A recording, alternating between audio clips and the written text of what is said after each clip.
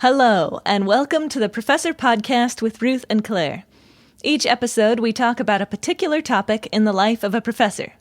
Ruth is a visiting professor at a large university in Ireland, and Claire is an associate professor at a primarily undergraduate university in Northern California.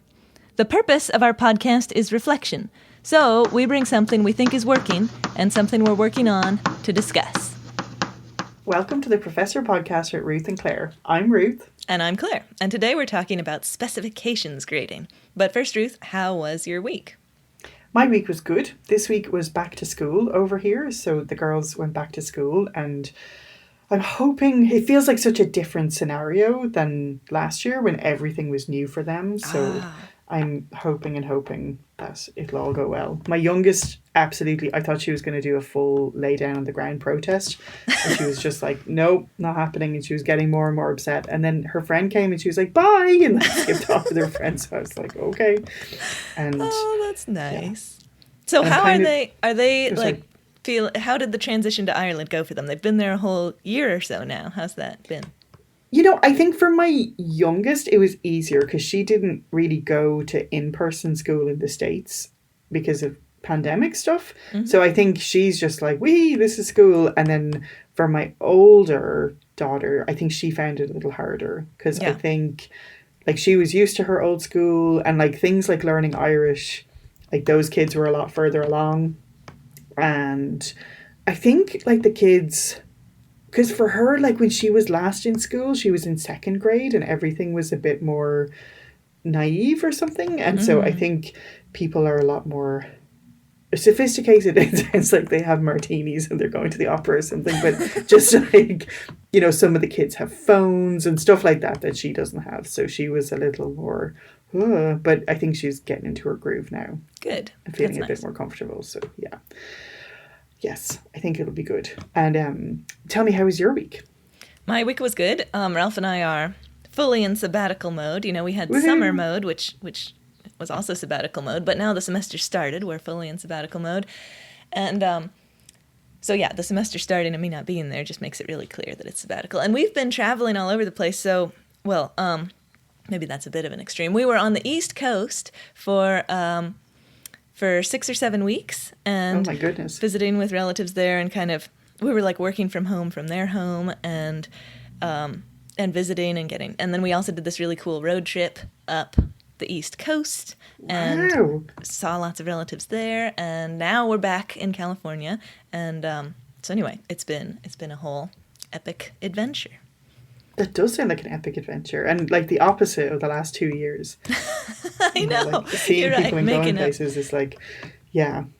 And what a good way to start the sabbatical. And I'm sure it's very possible for people to do a sabbatical back in their own house and just have mental boundaries or whatever, but it really feels like you're like hitting the road, doing your new thing. Like it's a demarcation. Is that a word? Yeah, I totally agree. Like... I mean, it's already, you know, you get emails from the university saying, welcome to the university, and here's like all these department emails and I'm getting all these semester emails, even though I'm not really involved. Yeah. And so that's reminding, like if I was there, I feel like I might have been like, oh, sure, I'll go to the president's welcoming. I know. And like, that would be good in some ways, but in the other ways, the whole point of sabbatical is to be doing something different, to carve out space for some other project. And so it really... would kind of defeat the purpose, I think, if I slipped too much into going to welcoming ceremonies and stuff. So I'm really glad to be in this demarcation somewhere else, doing something else very helpful. Yeah, I'm very excited to see how this is going to go. Me too. So tell us, do you have a quote for us this week? I do, and it's from this anime manga series, which is on Netflix. It's called Blue Period, and it's about... getting into art school and art. And one of the instructors, the instructors in this show are always spilling out nuggets of wisdom. And one of them was, she just assigned, you know, all these things that they had to do over winter break or something like that. And she said, the deadline is part of the challenge.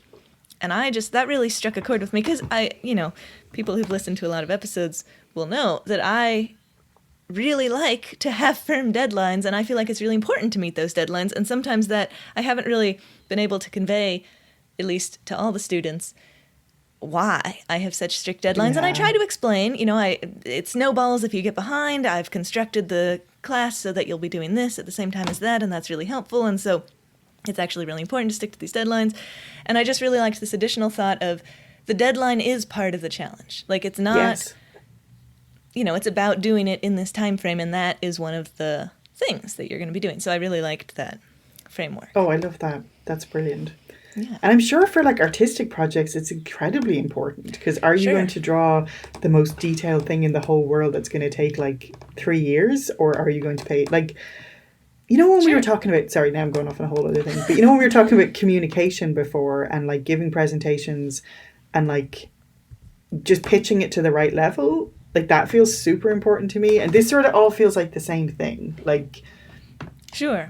Yeah, anyway. I haven't assigned totally a dissertation because it's due next week, that kind of thing. Exactly. Oh, totally. And because have you ever had to have that conversation with a student where you're like, this question was only worth 1 point, so it was not going to have an answer that was 8 pages long and should not have taken the entire, I'm saying that more jerky than I mean it, but it's genuinely like an exam strategy to look at the weighting of things. And sure. Yes.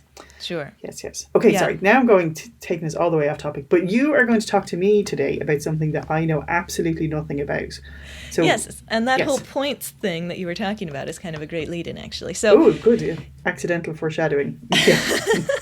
So we're talking about specifications-based grading, which I learned about from Linda Nilson at a workshop last summer. And she wrote a book called Specifications Grading, Restoring Rigor, Motivating Students, and Saving Faculty Time, which we'll link to. I'm like, all 3 of those, yes, please. I know. Sounds fantastic. So she is arguing that the standard use of grades is kind of broken, the way that we normally do it, when we're hair-splitting over points for all these different assignments, and we're hoping the math works out to an appropriate grade in the end. And meanwhile, the motivation for the students kind of necessarily becomes avoiding losing points instead of trying to learn. And then do our grades actually reflect the learning? It gets kind of confused when you have all these assignments and all these points, and then you've averaged them together in some way. And so coming up with a new system. And so she So says wait, you attended a workshop with her and yes. she broke it all down, and then did you read the book afterwards? I have not read the book. I've skimmed the book, and yes.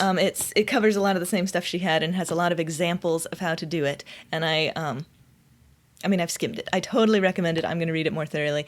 Okay, brilliant. So, but yeah, I attended the workshop with her, and she said she started off by saying she's always hated grading. That was a major inspiration for the book. And, that's yeah. So she was saying, like, what would be an ideal grading system? And she listed a whole bunch of things, but some of them were upholding high academic standards, reflecting the students' achievements of the outcomes, giving students feedback they can use. The list goes on. And she was arguing that a lot of these goals we aren't really necessarily doing, or we aren't targeting them really well with our current system. And also, she hates grading. Assigning points and hoping the math works out. And I have felt that way before, where like, I've set up the syllabus, I've weighted 30% to exams and this many points to this, and then I have this many homework assignments, and I came up with a reasonable way to grade each of those. But it does kind of feel like I could easily make a little mistake and everybody's getting A's if I didn't make the math work. I have done that. Like, right. 100%. You're like, oh God, I like weighted this way too high, and suddenly everyone, yes, totally. Exactly. So she says specifications-based grading doesn't solve all these problems, but she thinks it's a definite improvement. And so she set it up as 3 different aspects of specifications grading, and she said it's really modular. Like, you can choose, I don't really like the first aspect at all, but I like the second aspect, or whatever you want. So the first part is pass-fail grading, and so this is where the grading gets a whole lot easier, because you're just grading every assignment on whether it passed or not. So you're not agonizing over, is this 7 points or is this 8 points? You're just saying, did this meet the criteria? And she says, don't make that a C-, make that a B. Is this B-level work or not? That's the only question you're asking yourself. If the students achieved B-level work on this assignment, then they get all the points. If they did not achieve B level, then they don't get any points. And that's that. And so it's really fast. And she said for the students, that can be really motivating. They're not just sliding by. They're not going to get partial credit. They're not going to do sloppy work. They're going to really read the directions really thoroughly because, gosh, if they don't get B-level work, they are getting 0 points for this. So that can lead to higher quality work, is what she found. It's very motivating for the students, very easy for you. And then you can do something like, you can do this however you want to, basically. It's all very modular, like I say. So you could do this for homework assignments. You could do it for each question on an exam. You could do it for a reflection piece, basically for anything. But you're just all or nothing. B-level work, full points, less than B-level work, nothing. Okay. I'm like, already my mind is completely blown, but yes. Yeah. So she argues the problem with partial credit is that, like, once you're an engineer, there isn't any partial credit. The bridge doesn't fall down just partially. So she said partial credit is kind of like us lying to each other. Instead, let's be upfront with the students and say this is about getting things right. You either got it right, and you get the full points, or you didn't. And in this case, right, the cutoff for that is B-level work, is what she recommends. And then she says, therefore, you need to give really clear specifications for what will earn B-level work. And so this is where some other improvements come in, is because you can say, gosh, what's really important to me is that you know how to do X, and I also want you to turn it in on time, and whatever. And so whatever those specifications are, you just make a bullet point list. These are the things you must do. And like if timeliness is important, the deadline is part of the challenge, then slap it on there. If it's not, then it's not on there. And then whatever other criteria you have in terms of the quality of the work, you put those exact things on there. It's kind of like making a rubric.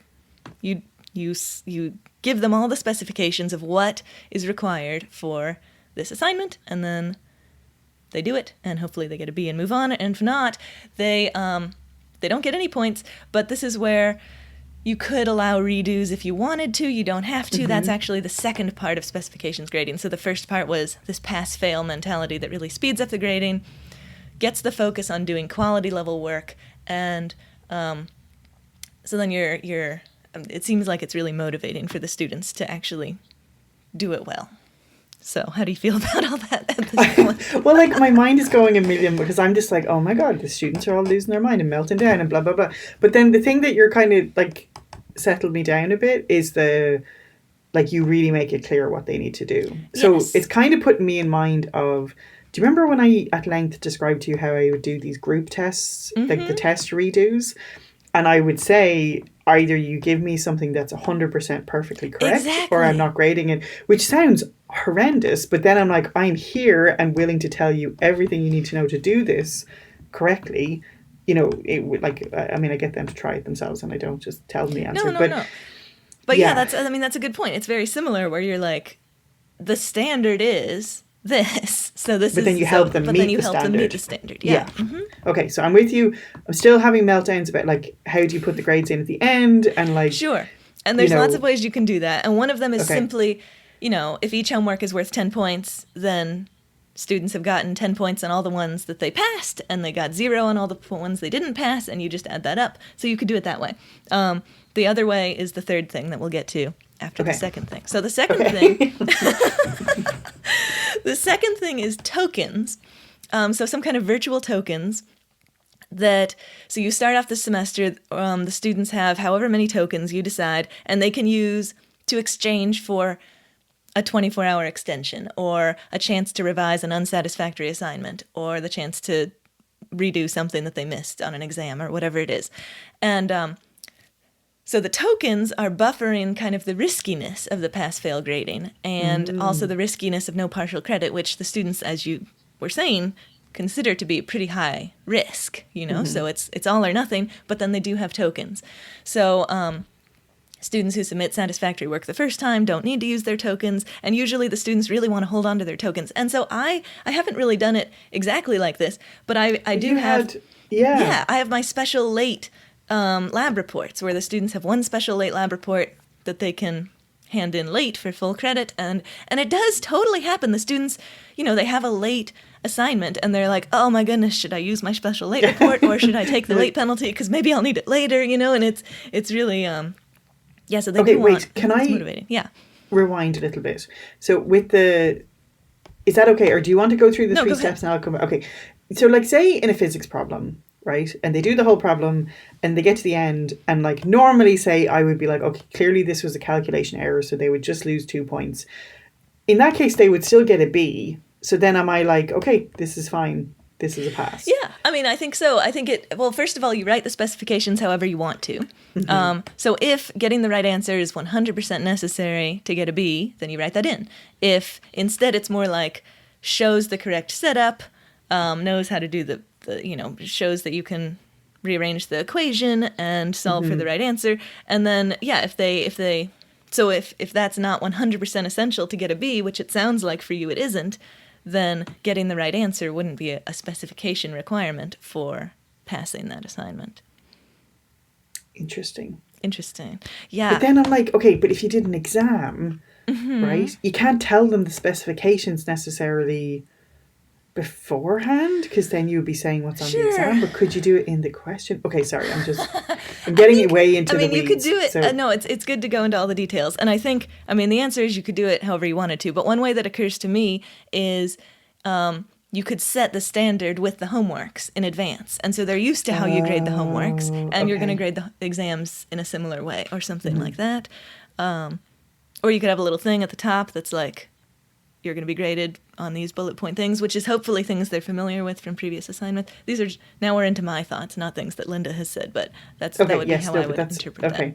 Mm-hmm. Okay, cool. Okay, sorry, go back to point 2. So the tokens. Okay, the tokens. And they have X amount and you decide on the amount. Yes, you decide on the amount, you decide on what they can do. So like I've only ever done in the past where it's an extension, it's a special late report, but you could do a redo on something that you got 0 points on. That seems like if you are doing this pass-fail on every assignment thing, I can see that you might want to have redos as an option. And so that's, but you don't want to have infinite redos. But also, Linda was saying it's pretty easy to grade them because you're just saying, did they meet the criteria or not? So it's not a huge deal if you do have a bunch of redos because it doesn't take you forever to grade them. Yeah. And then hopefully the students are looking back over their work because they're doing the redo. Like we've talked before about how great doing the exam again or doing a redo is, but it's just so much more grading. But if you're just doing this pass-fail grading, it's a little bit less of a burden to do that again. And again, you don't have to, if you're doing specifications grading, you don't need to have these tokens, but it's a Well, I like it, and it's taken away the hysteria that I'm imagining. Yeah, from the students. Exactly. So, exactly. And Linda specified that you should be sure to do virtual tokens rather than physical tokens because then some kind of black market will develop where people are passing around the tokens. And, we don't want to have a thing where they're like using it but she was saying it's your economy. You can set up the rules however you want to, and then you just see, like if you give out too many tokens, that can kind of be a problem.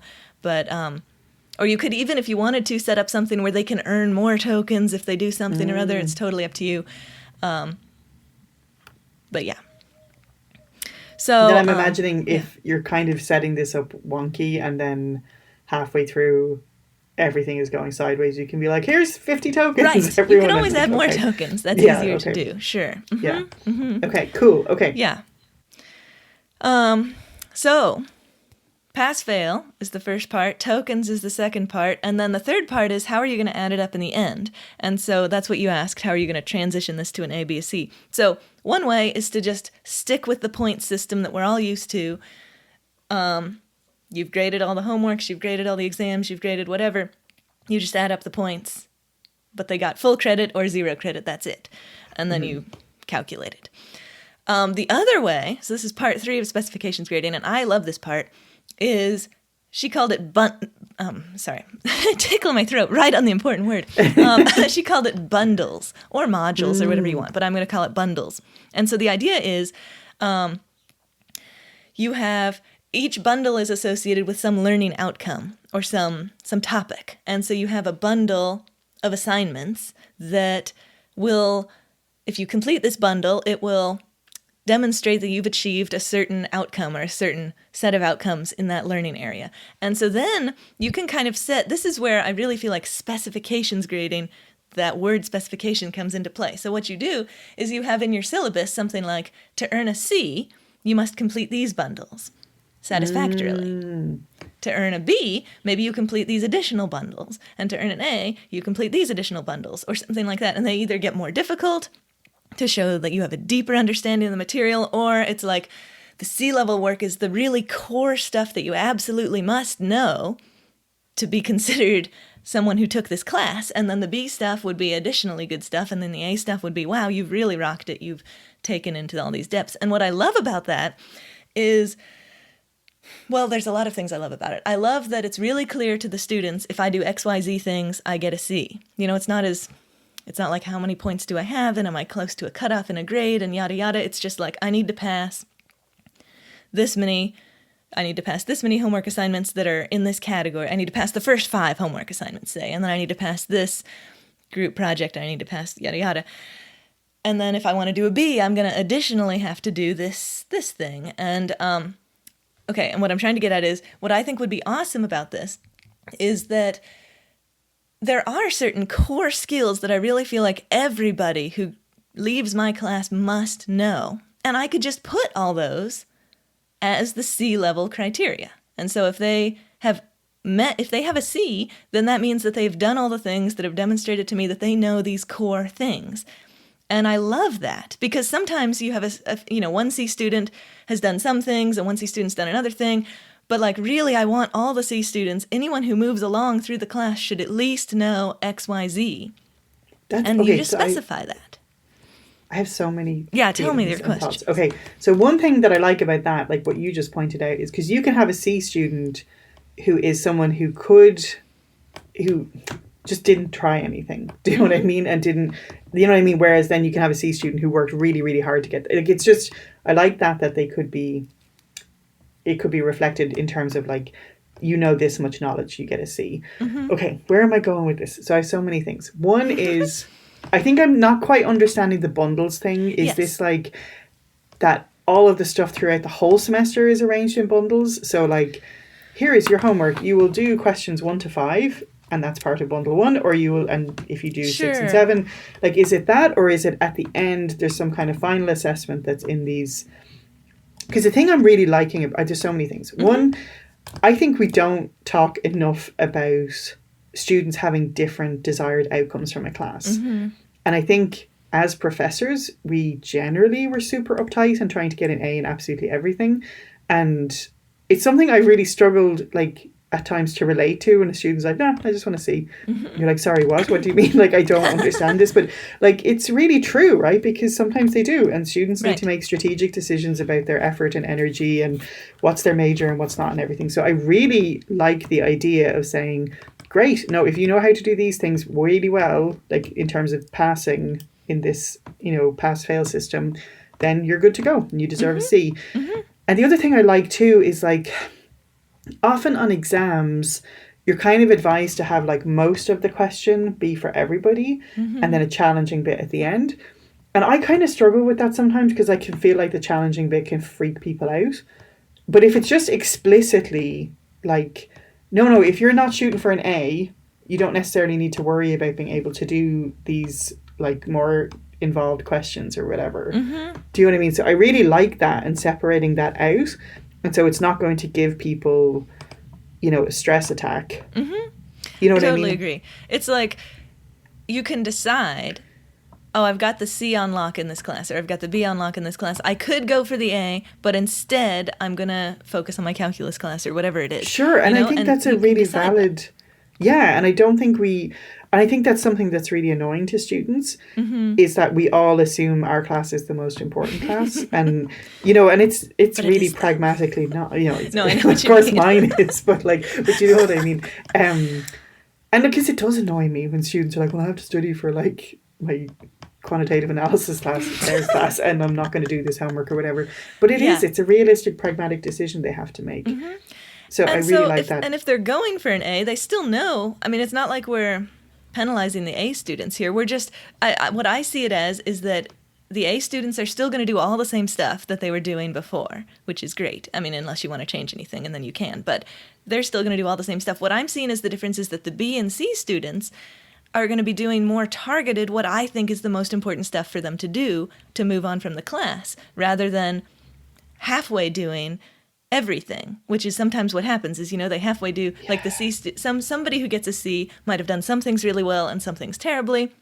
Another person who gets a C does other things really well and other things terribly, and then someone else just does average on everything. And I would rather tell them explicitly, this is the stuff that I really think you need to know from this class. And I'm telling you that by saying, to get a C, you need to do these bundles. And these bundles are, I don't know, the first 5 homework assignments, or like the first 5 problems on each homework assignment, or I don't know, whatever it is, whatever it is that you really feel like they must know and must have done and must have demonstrated before they get a passing grade in your class, that is the minimum requirements for a C. And then it goes up from there. So I love telling them that explicitly.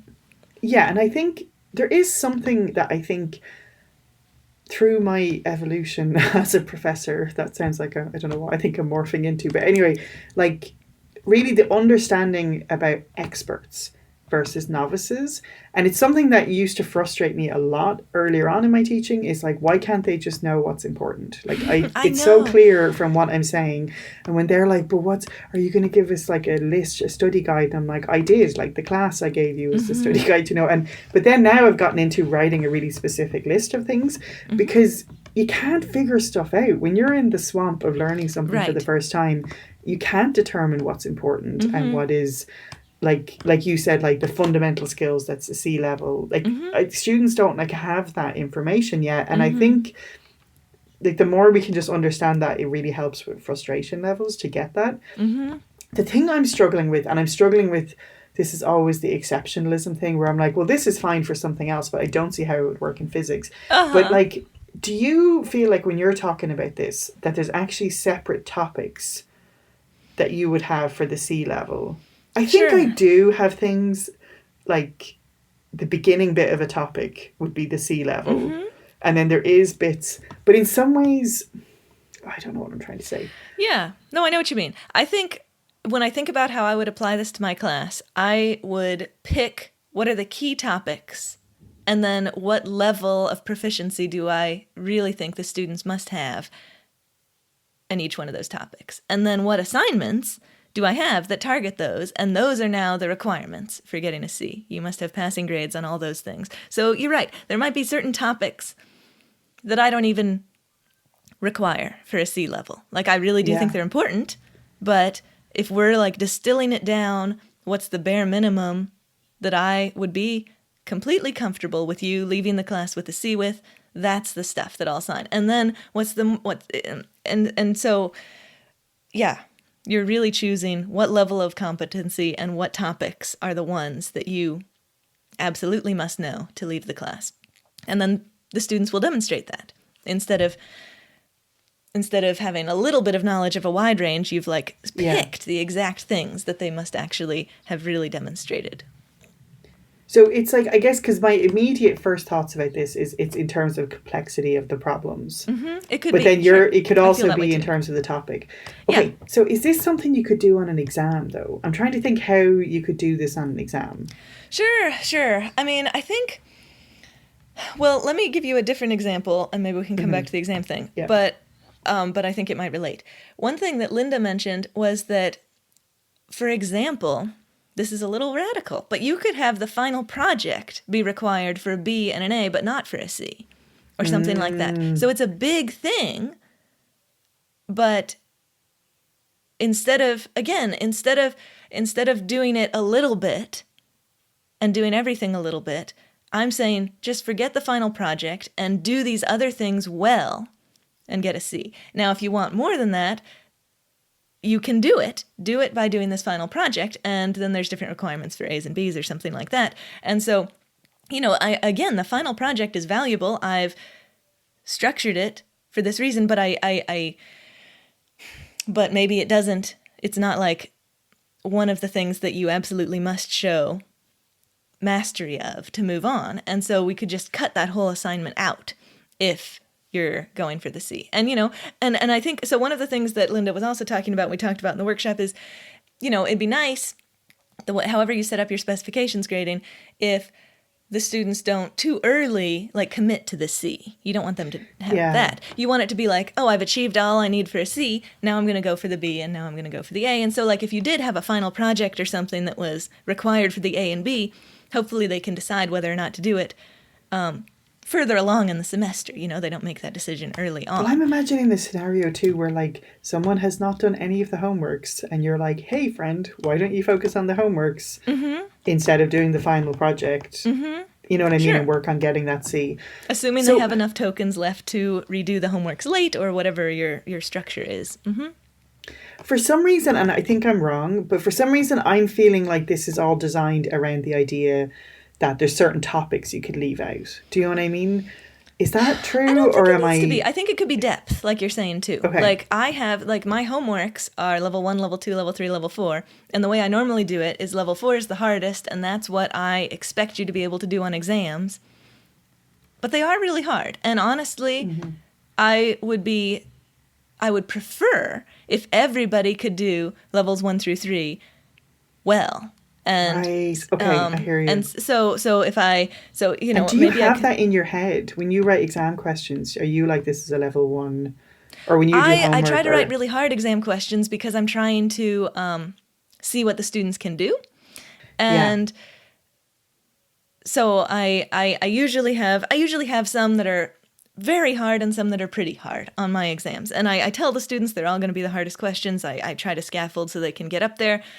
So, but that's what I normally do. If I'm trying to do it this way, I do feel like I might, I'm not sure, you're right. Exams is a little bit tricky. I'm not sure. I mean, you can do it with specifications grading, you can make it however you want to, but I do feel like you could have the entire exam be pass-fail if you wanted to. You could have each question be pass-fail if you wanted to. And again, if pass is a B level and they did pretty well but didn't solve that really hard problem, maybe that's passing.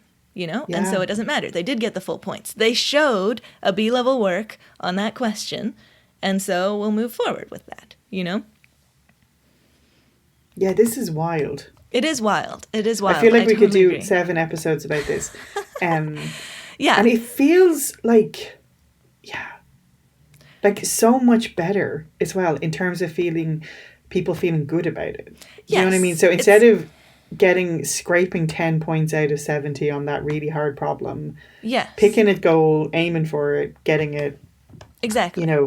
Having a bit of agency in what you're doing. I really feel like it comes back to, the title of the book, again, was Restoring Rigor, Motivating Students, and Saving Faculty Time. That was the subtitle. So saving faculty time, that makes perfect sense.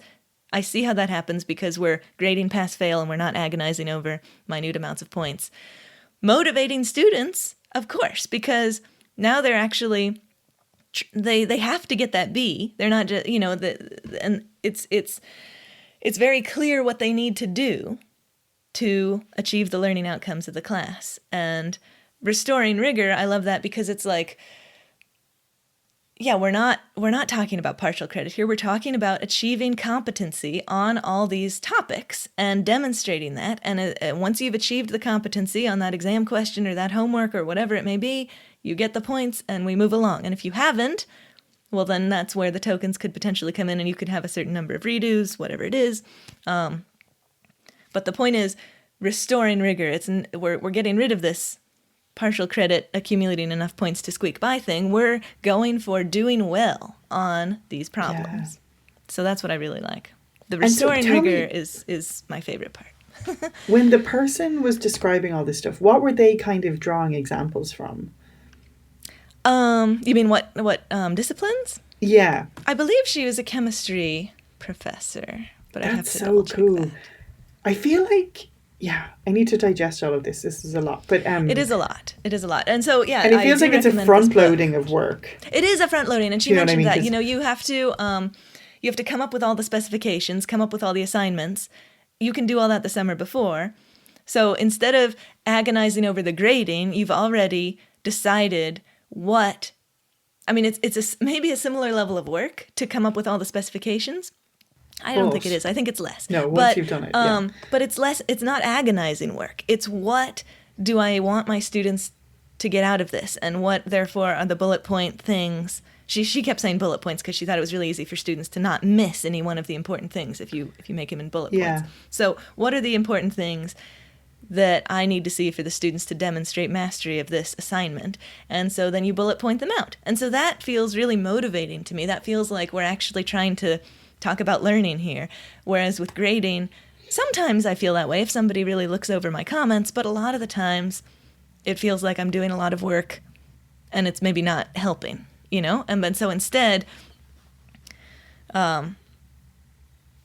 instead we're spending that time that we would have spent grading, and probably less overall, we're spending that beforehand deciding what the specifications are and really writing them out nice and clearly. And, you know, I mean, I imagine it's like, I've done this a million times with rubrics, where I write out a rubric, I feel like this is the perfect rubric, no one's ever written a better rubric, there could be no confusions, and then, you know, every single year, I feel like I have to edit it a little bit to... No, totally. So anyway, I feel like it'd be the same thing with specifications. We've all done that, right? You write it, it looks good, you do it, there's a little things that didn't work out right, you gave out the wrong number of tokens, or the specifications weren't quite clear enough, or whatever. You edit them a little bit, you revise it, you do it next year. So that's how I envision it. I don't even think it would be, it would be a little bit of work up front to just write out all the specifications, but we probably already have that, you know, like all of our assignments explain what we expect them to do for the assignment. So we just make sure that that's clear, and then we just decide, the thing that you would have to decide beforehand is how are you going to do the grading? Like, are you going to do bundles? And if so, what are the bundles going to look like? And you have to write that out and make that clear to the students. But that's it. The bundles is so appealing to me and so intimidating. Do you know what I mean? Because I'm like super into the idea of making it really explicit for students. Mm-hmm. And I think there's something in this that I can't quite articulate around, like, just having students feel accomplished at the end of it, and the idea that everyone's aiming to get 100% and we're all falling short of that. But if you're actually making a decision where you're like, you know, physics is a support class for my major, I feel great about getting a C or whatever, or getting the C, being like, I think I can keep going. This is great. Okay. Mm-hmm. Like, I really like that. I like that too. Yeah. I think just honoring the idea that people have different outcomes that they want from a class. Mm-hmm. And different, and then, like, you're saying so clearly, like, if you're, and I can't think of chemistry stuff, but, like, you know what I mean, if you're like, you need to be able to, like, you need these skills if you're going to go back to your bio major and be able to do blah blah blah, like, you really need these things, this is crucial. So that's, because it is so arbitrary sometimes when you think, like, we have a lot of the prereqs where, like, to get into the next class you need to have a C or whatever it is, but what does that actually mean? That you just did things badly? Well, or is it that you aim to learn? Things. Right, and I think specifying that is really cool. Mm-hmm. And then, I mean, you could imagine you could talk to whoever has your class as a prereq and say, what are the key things that you need from this class? And then make sure that you have those in the C specifications.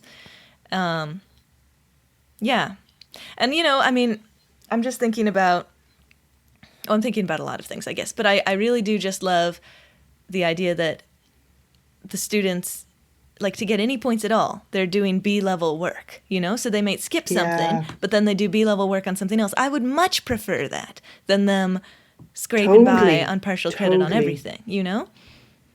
Yeah, absolutely. And it just feels like, again, a little intimidating, but it's such a creative way.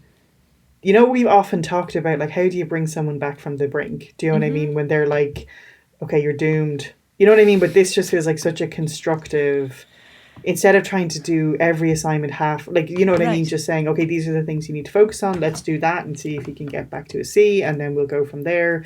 And I wonder if they might be less likely to be at the brink because it's so clear what they need to do. You know, maybe you skip some of those A assignments because you're like, gosh, I'm feeling at the brink right now. I just need to, I don't know. Because I'm often encouraging students, put aside that old thing that you're 3 weeks behind on and let's focus on this one. And that's just a hard pill to swallow when you're trying to get as many points as you can. But it might not be if you're like, well, you need to do 5 of the lab reports, so let's just forget the ones you haven't done and focus on doing these few, or I don't know, whatever it is, you know? Yeah. And you're talking about it being intimidating, I agree, but one thing that I love about it is that it is so modular. Like, I already do the special late reports. That's a token thing. I don't Yeah. really feel like doing any more of that, but now maybe I can just add one more piece and see if I like it, and that kind of thing. Do you know what? I'd love to like do this on a class, and like I'm saying this and no one will know what I'm talking about necessarily, but the Science 100 class where That's like it our was like freshman seminar class. yeah, and it was like more of a hodgepodge of different things. I would love to do it on something like that to practice it first, because it's really intimidating to me to do it on like, or maybe an upper division class, because I feel like the intro classes just scare me because there's such, I'm already like, I never get chapter 12 done, do you know what I mean? But like, it's already, you know what I mean? Like there's this expectation that, well, they have to have heard of X, Y, and Z by the time they go into the next course or whatever. But I really get what you're saying. And this kind of really feeds into what I'm always thinking, which is like knowing the fundamentals really well is far superior to barely, you know what I mean? Like just really engaging with those things rather than having been exposed to every minutiae of something. But maybe if you want to get an A, you should know all the ins and outs. And I feel like the A students, nothing's really going to change for them between my current class and if I changed it to specifications grading. I feel like they're going to do all the things, they're going to do them well, that's going to be true. So I feel like what things are changing for is the B students, and then to a more extent the C students. And I agree with you that they're going to do really well the fundamentals, which is actually the most important thing. Right, and so if they're working really hard to do B-level work on a smaller number of things, that's great, right? I agree. And that's how you withhold the rigor. Okay, I'm just aware of the time, so I think we're going to have to come back to this. I think you're going to have to take me through, a case study, like Claire in the wild actually doing it. So that's what we're going to need. But yeah, thank you so much. That's super interesting. Thank you, Ruth. I was really excited to share it. Thanks so much for joining us on the Professor Podcast with Ruth and Claire. We're delighted to have you as a listener, and we would love to hear from you. And if you want to email us, our address is contactprofessorpodcast@gmail.com. We'd love to hear any of your suggestions for future shows or professor quotes that you might want to share with us, or even just things that have come up for you when you were listening to previous episodes. And if you've been enjoying the podcast, we would love if you would spread the word.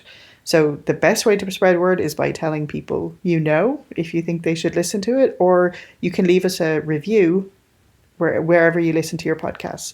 Thanks so much for joining us, and we'll see you next time.